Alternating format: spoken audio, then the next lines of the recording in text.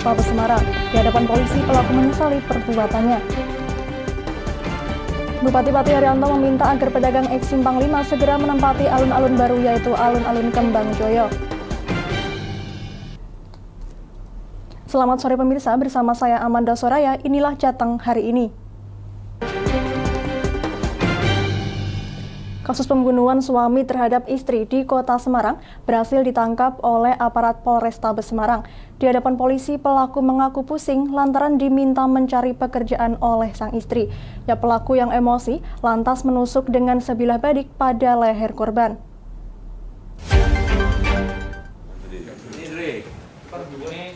Inilah Kanipah alias Andre, pria 32 tahun yang tega membunuh istrinya sendiri, Indah Safitri, 27 tahun, di rumah kontrakan di Jalan Srinindito Baru, Semarang Barat pada Sabtu 16 Januari lalu. Andre berhasil diamankan tim Resmo Polrestabes Semarang saat mengantarkan pulang anaknya ke rumah. Polisi terpaksa menembak kaki pelaku lantaran hendak melakukan perlawanan saat ditangkap. Peristiwa pembunuhan terjadi berawal korban yang bekerja di sebuah tempat konveksi dijemput pelaku pulang ke rumah di saat jam istirahat. Sesampainya di rumah kontrakan, kedua terlibat keributan, di mana sang istri meminta pelaku untuk mencari pekerjaan, namun dijawab pelaku sedang tidak sehat. Korban yang mengarahkan untuk berobat justru membuat pelaku tersinggung hingga membuatnya nekat menghabisi istrinya yang dinikahi 8 tahun lalu. Pelaku pun langsung kabur dengan menggunakan sepeda motor dan menjemput anaknya di rumah orang tua korban di saat warga memergokinya dan datang ke rumah keduanya. Kronologisnya adalah ketika korban yang statusnya sebagai karyawan konveksi sedang istirahat isoma, istirahat makan, kemudian kembali pulang ke rumah. Nah, kemudian memang dijemput ya oleh pelaku. Kebetulan pelakunya adalah suami sendiri atas nama Hanifah Andre. Aku kan jadi berobatin kemana-mana terus gak sembuh-sembuh, terus bunuh saja aku gitu, bertengkar sudah. Istrimu minta dibunuh? Atau kamu minta istrimu bunuh kamu gitu? Iya, terus itu bertengkar itu udah. Aduh. Dari tangan pelaku, polisi mengamankan alat yang digunakan menusuk korban dan sepeda motor sebagai barang bukti. Atas perbuatannya, pelaku dijerat pasal 44 ayat 3 Undang-Undang Nomor 23 Tahun 2004 atau pasal 338 KUHP tentang kekerasan dalam rumah tangga menyebabkan meninggal dunia dengan ancaman pidana 15 tahun penjara. Dari Semarang, Henufan, Lingkar TV melaporkan. Cuaca buruk yang terjadi beberapa hari ini membuat nelayan Bandengan Kecamatan Kota Kendal, Kabupaten Kendal tidak bisa melaut. Dampaknya, pendapatan mereka menjadi berkurang karena tangkapan juga berkurang. Cuaca buruk sudah terjadi sekitar 10 hari terakhir. Ombak di laut setinggi 2 meter membuat para nelayan ketakutan, apalagi jenis kapal yang kecil. Biasanya dari berangkat pagi, nelayan bisa menebar jaring antara 5-6 kali, namun karena ombak besar maksimal 3 kali bahkan bisa kurang. Ketika ombak datang angin kencang, maka para nelayan cepat-cepat pulang lantaran takut kapalnya tergulung ombak. Menurut salah satu nelayan Bandengan Kendal, Ruslim, saat ini hasil tangkapan udang di laut sebenarnya bagus, namun karena ombak tinggi, nelayan tidak bisa maksimal menebar jaring karena takut ombak sehingga hasilnya hanya sedikit. Ketika dalam keadaan normal, satu hari bisa mendapatkan uang sekitar 1 sampai 1,5 juta rupiah, namun karena ombak tinggi, dalam sehari hanya mendapatkan 400.000 yang hanya cukup untuk biaya operasional dan perbekalan.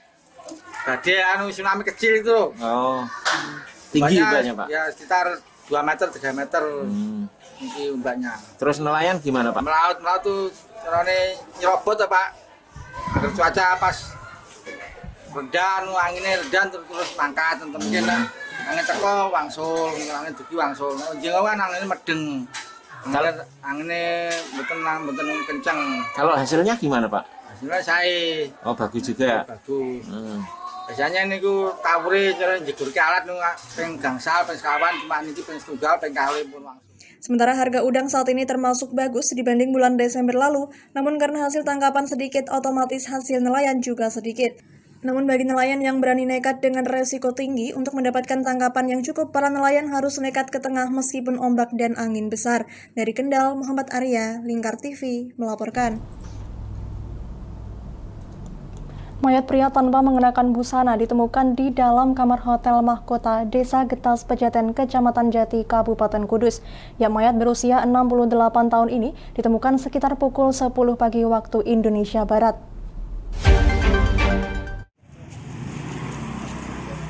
Mayat yang ditemukan sekitar pukul 10 waktu Indonesia Barat ini adalah seorang pria berusia 68 tahun ditemukan di dalam kamar nomor 235.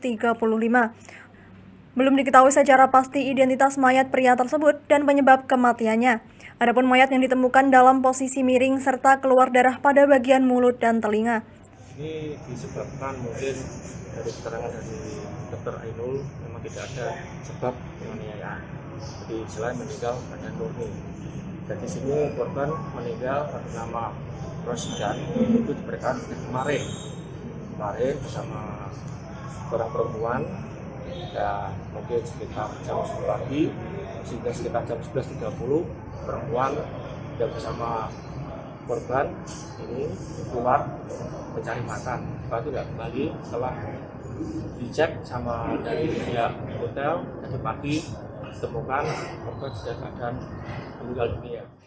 Dari hasil pemeriksaan yang dilakukan oleh pihak kepolisian, jenazah berinisial R merupakan warga Kelurahan Purwosari, Kecamatan Kota Kudus.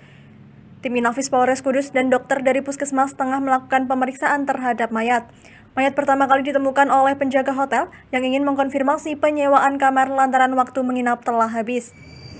Ini kan jamnya udah habis jam 10. Saya ketok-ketok, tanya perpanjang apa enggak ada jawaban, saya buka.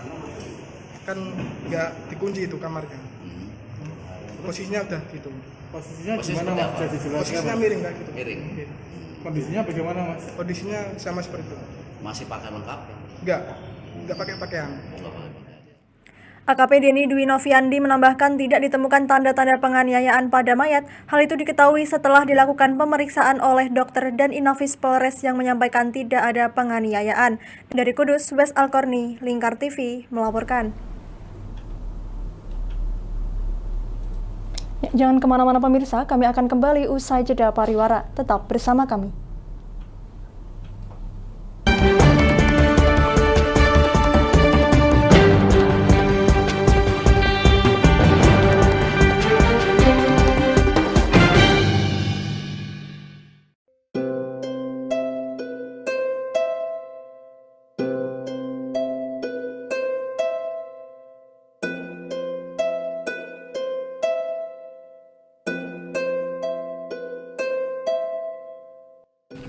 Wah iki yo siaran TV wah apik temenan. Filme cocok karo suasanane. Elah. Boleh bro ngene iki awan-awan kok. Iki lho nonton TV, Kang. Wah, kenal nedan kowe wong genang delok HP kok delok TV piye? Wah, kurang update kowe iki, Kang. Lho, maksudnya piye kok ngarane aku update itu? Iki lho deloken, aku nonton TV tenan. Kok mbok kira nonton HP? Wong delok HP ngono kenal nedan apa iki. Iki lho delok siarane. Lho, kok iso ya? Yo TV apa? Jenenge Lingkar TV, Kang. Saiki erane TV kok ngene iki. Kok Lingkar TV nek dia awak dhewe panggone iso nonton TV lewat HP.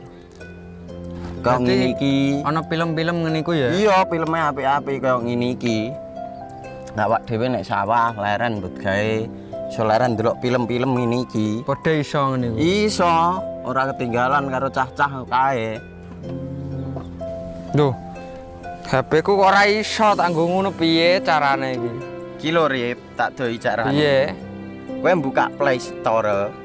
Play Store, Mas. Yo iku pokoke. Play Store apa? Ketik Lingkar TV.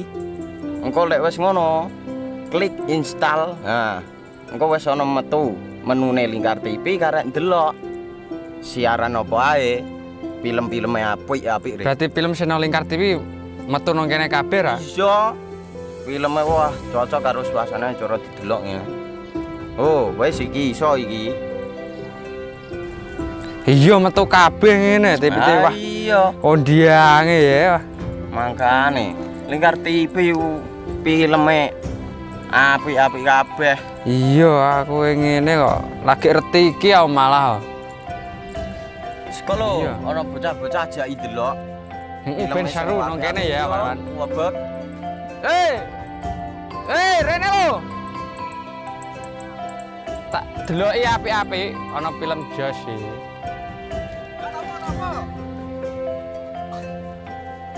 Rene go Rene. Oh iki lho tak deloki film nang Lingkar TV. Solutif dan terpercaya.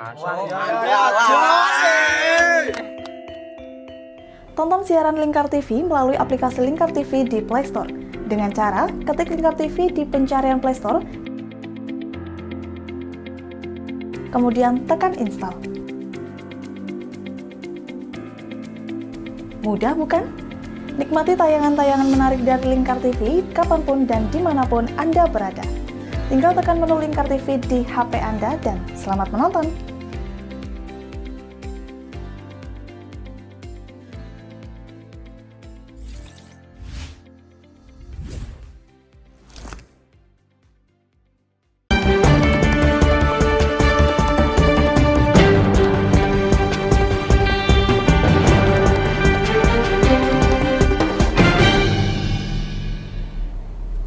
Ya, Anda masih menyaksikan Jateng hari ini pemirsa.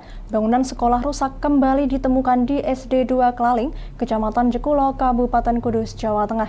Ya, kondisi ruang kelas yang memprihatinkan karena atap plafon di beberapa ruang kelas sudah jebol dan hanya ditopang dengan beberapa batang bambu. Kondisi paling parah terlihat di ruang kelas 1 SD tersebut, bahkan 2 bambu penyangga diterapkan untuk penambah kekuatan atap ruang kelas itu biar tidak ambrol. Guru dan para siswa pun was-was, pasalnya ruangan itu masih digunakan untuk kegiatan belajar mengajar seperti biasanya. Tahun 2019, saya mengusulkan proposal ke Dinas, kemudian tahun 2020 sudah diverifikasi dan sudah di-ACC. Tapi tahun 2021 karena memang dana terserap untuk penanggulangan COVID, tidak ada rehabilitasi. Rencananya tahun 2022 ini, karena ruang kelasnya pas 6 ruang, ini terpaksa tetap kami gunakan ruang belajar itu untuk kelas 1. Nah, untuk mengantisipasi, kita sudah dikasih tiang-tiang penyangga. Kalau orang tua kadang yang mengeluhkan masalah, kok kondisinya seperti itu ya. Kondisi tersebut sebenarnya bukan hanya terjadi di satu lokasi kelas saja, melainkan ada 6 ruang kelas di sekolah yang sudah rusak, seperti plafon rusak, dinding rapuh, ataupun kusen yang rapuh. Pihaknya juga telah mengajukan proposal untuk perbaikan kepada Dinas Pendidikan, Kepemudaan, dan Olahraga atau Disdikpora Kabupaten Kudus untuk dilakukan perbaikan. Kalau kondisinya kayak gini takut nggak, Dek? Takut. Takut kenapa? Takut atapnya roboh. Atapnya roboh ya? Oh iya. Pihak sekolah selama ini sudah berupaya melakukan perawatan ringan menggunakan dana BOS, seperti penggantian plafon hingga perawatan pada genteng-genteng yang pecah. Tapi upaya itu tidak cukup untuk membenahi kerusakan tersebut secara menyeluruh. Kepala Bidang Pendidikan Dasar Kabupaten Kudus Muhammad Zubaidi menyampaikan, terkait beberapa sekolah dasar di Kudus yang mengalami kerusakan, SD 2 Klaling sudah direspon dan rencananya akan segera direalisasikan rehabilitasi di tahun 2022. Sementara itu pihaknya menargetkan perbaikan 110 sekolah yang akan dimulai awal Maret 2022, sebanyak 100 sekolah yang akan direhab diantaranya merupakan tingkat SD, 10 sisanya adalah tingkat SMP. Sudah kami anggarkan di tahun 22. Dalam waktu dekat insya Allah sudah dibangun. Yang SD itu kami sudah melakukan survei, Mas. Dan alhamdulillah kami respon di tahun ini dengan dianggarkan di tahun 22 ini. Dan segera untuk direalisasikan. Untuk sekolah yang saat ini rusak, sambil menunggu direhab, direalisasikan, agar melakukan langkah-langkah emergensi dulu. Jangan sampai ambruk dulu. Sambil menunggu nanti kami rehab. Lebih lanjut, pihaknya mengimbau untuk saat ini sekolah yang kondisinya rusak, pihaknya meminta kepala sekolah melakukan langkah-langkah emergensi sambil menunggu realisasi rehab sekolah. Dari Kudus, Wes Alkorni, Lingkar TV, melaporkan. Kabupaten Boyolali kini mulai melakukan vaksinasi anak dosis kedua. Pada pelaksanaan hari pertama telah dilakukan pada 5.360 anak yang menjadi sasaran vaksinasi. Salah satu anak sekolah dasar ini harus ditenangkan oleh anggota polisi karena menangis saat akan disuntik vaksin COVID-19. Pada hari Senin 17 Januari 2022, pemerintah Kabupaten Boyolali mulai melakukan vaksinasi anak untuk dosis kedua. Salah satu sekolah yang menggelar vaksinasi dosis kedua adalah SDIT Al-Hikam Banyudono Boyolali. Di sekolah ini ada sedikitnya 400 anak yang sudah divaksin COVID-19 untuk dosis kedua. Pada pelaksanaan vaksinasi dosis pertama yang dilakukan pada bulan Desember lalu, ada beberapa anak yang tertunda vaksinasinya karena berbagai faktor, salah satunya karena masalah kesehatan, namun vaksinasi lanjut bisa disusulkan di puskesmas. Dengan dilakukannya vaksinasi anak dosis kedua ini, pihak sekolah berharap kegiatan pembelajaran di sekolah bisa kembali pulih. Nanti untuk anak-anak yang belum vaksin tersebut bisa mengikuti di sekolah lain ataupun ke puskesmas hari Rabu dan Jumat. Seperti itu, Pak. Dan untuk kegiatan pembelajarannya setelah vaksinasi?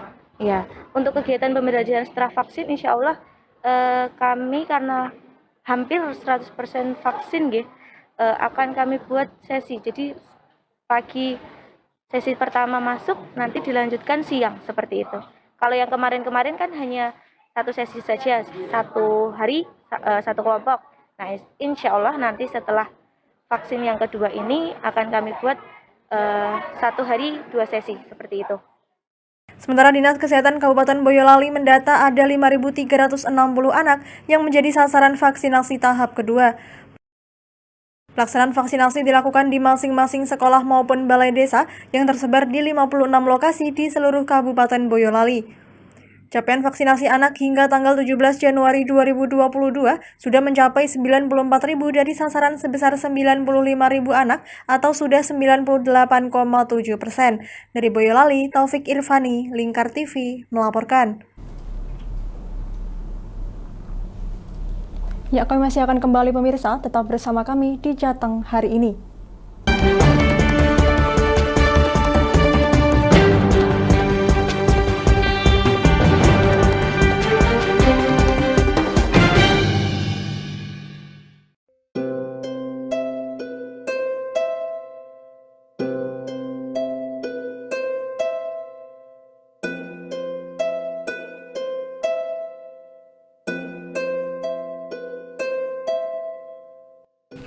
Wah iki yo siaran TV apik temenan.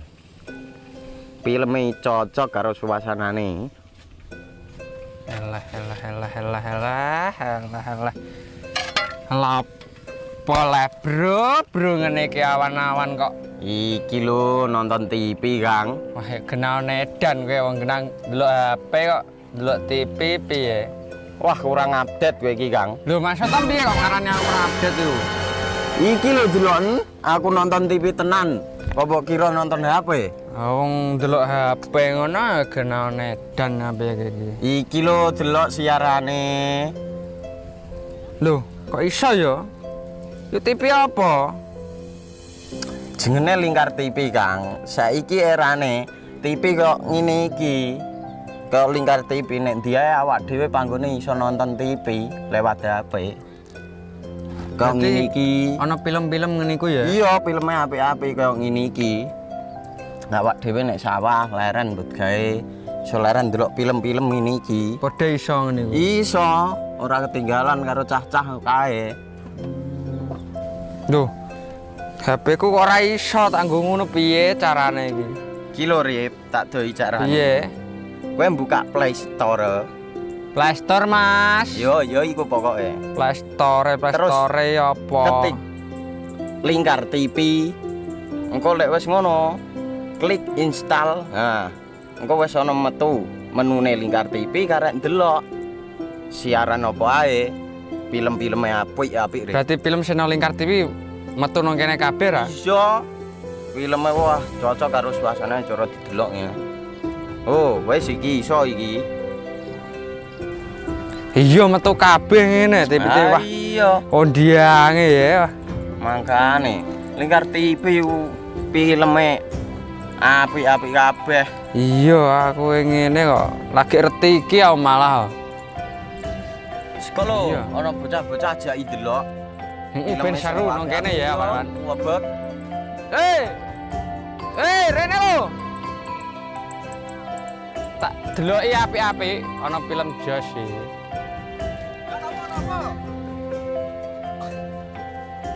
Rene go Rene. Oh iki lho tak deloki film nang Lingkar TV. Solutif dan terpercaya. Tonton siaran Lingkar TV melalui aplikasi Lingkar TV di Play Store. Dengan cara ketik Lingkar TV di pencarian Play Store, kemudian tekan install. Mudah bukan? Nikmati tayangan-tayangan menarik dari Lingkar TV kapanpun dan dimanapun Anda berada. Tinggal tekan menu Lingkar TV di HP Anda dan selamat menonton!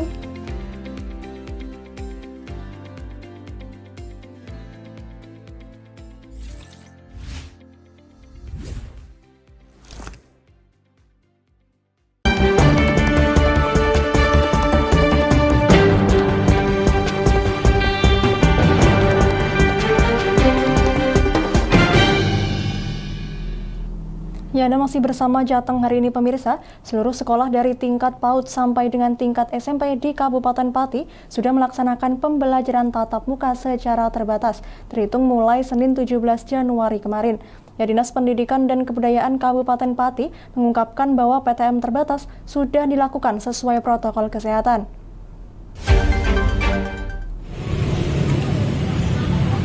Ditemui di ruang kerjanya Kantor Dinas Pendidikan dan Kebudayaan Kabupaten Pati, Kepala Disdikbud Pati Winarto mengungkapkan bahwa dirinya telah memantau pelaksanaan PTM terbatas di beberapa sekolah di Kabupaten Pati pada Senin pagi.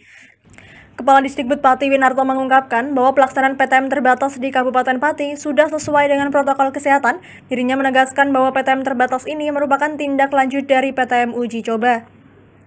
Yang mengungkapkan bahwa siswa yang masuk ke sekolah tidak hanya yang sudah tervaksin, artinya vaksin pada siswa bukan merupakan syarat wajib untuk mengikuti PTM terbatas di sekolah-sekolah.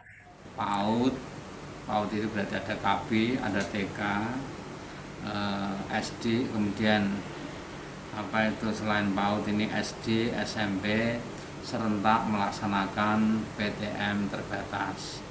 Baik yang sudah divaksin atau yang belum. Karena ini juga nanti akan ada percepatan vaksin, karena sampai sekarang kan masih sekitar 34%-an itu vaksinnya.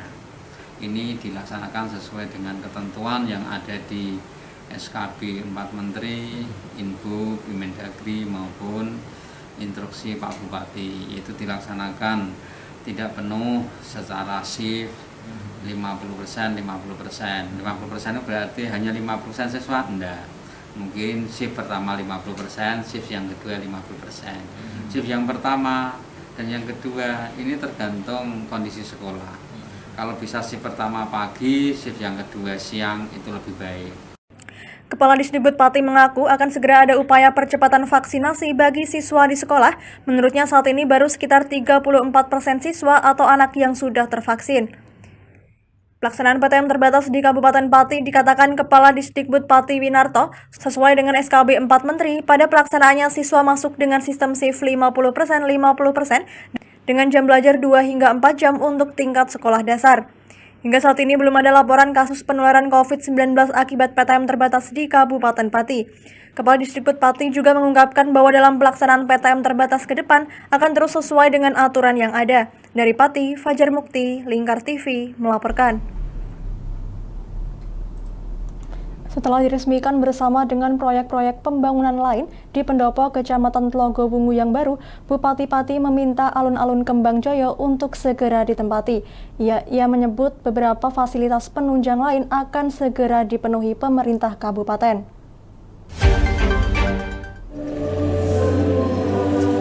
Usai meresmikan beberapa proyek pembangunan tahun anggaran 2021 di pendopo Kecamatan Tlogo Wungu yang baru pada tempo hari, Bupati Pati Haryanto meminta alun-alun Kembang Joyo segera ditempati oleh para pedagang eks Simpang 5 Pati. Ia menyebut meski dengan beberapa kekurangan karena refocusing anggaran dalam pembangunannya, alun-alun Kembang Joyo akan segera dipenuhi apa yang menjadi tanggung jawab pemerintah kabupaten sambil berjalannya waktu. Secara langsung ia meminta kepada pihak terkait untuk menginventarisir jumlah pedagang maupun sarana prasarana yang belum terpenuhi.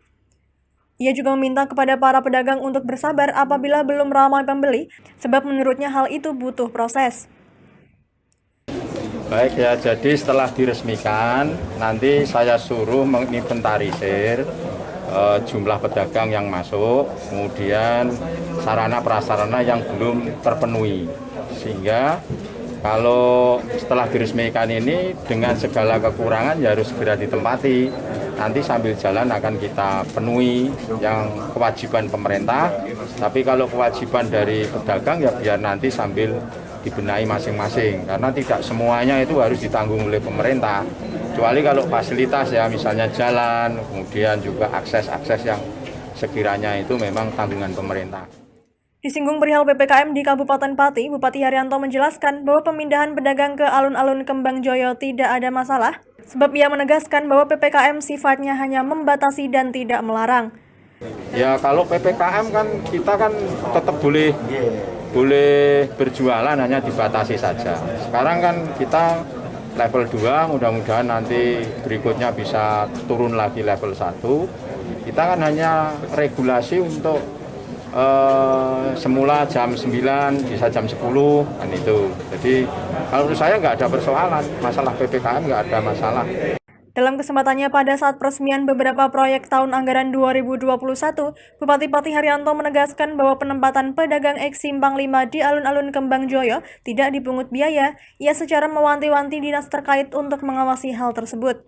Meski begitu, ia menjelaskan bahwa nantinya tetap ada retribusi sebagaimana kesepakatan nantinya. Ia juga menegaskan bahwa tidak semua kebutuhan bisa ditanggung pemerintah kabupaten, seperti halnya listrik yang menjadi tanggung jawab pedagang secara pribadi. Dari Pati, Fajar Mukti, Lingkar TV, melaporkan.